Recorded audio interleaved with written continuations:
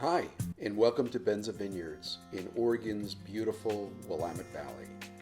This is a continuation of our In the Vineyard series, and today we'd like to talk about crop yields, or in this summer of 2020, the lack of them. We're down here in a block of Pinot Noir, a clone called Wädenswil, usually a very strong producing block. In fact, 2 years ago, this block was getting close to 4 tons per acre, which is a lot for Pinot Noir in the Willamette Valley. We actually dropped fruit in this block to get that down to a more respectable 2.5 tons.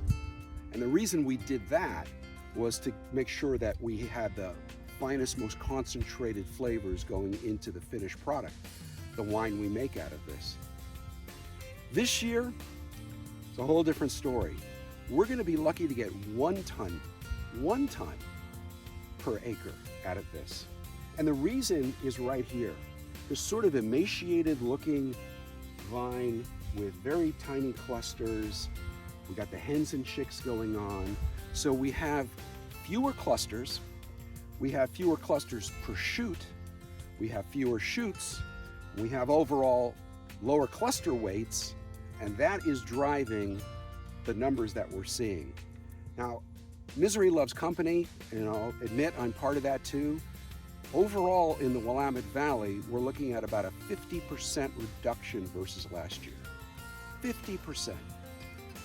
What that says is, it's bad news for growers, it's great news for winemakers.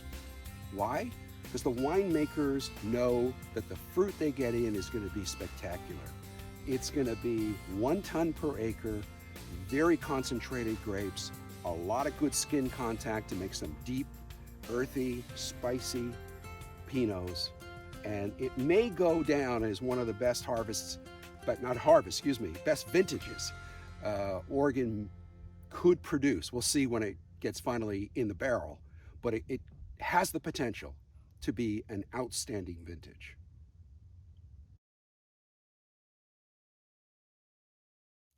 We're down here in our Pommard block of Pinot Noir, and it's only in this block thus far that we've started to see veraison starting, the changing of the color of the red grapes.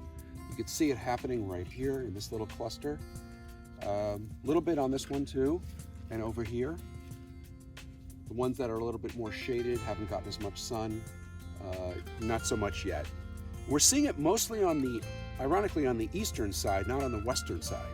So we're going to be looking at this throughout the vineyard, and it will be a little slower than it normally is. I think we were about at this level a few days ago, and not much has happened since. Today we're expecting temperatures to reach 100 degrees here in the Willamette Valley. And what happens is about over 95 degrees, the vines just shut down production, and then they come back online as the temperature drops.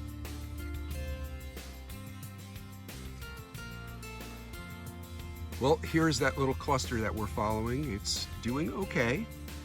No veraison, no changing of the color just yet, but no issues or problems either. So we're looking for these berries to plump out, and as that happens and the weight on that stem will exert its gravitational pull, and that cluster will start dropping ever more.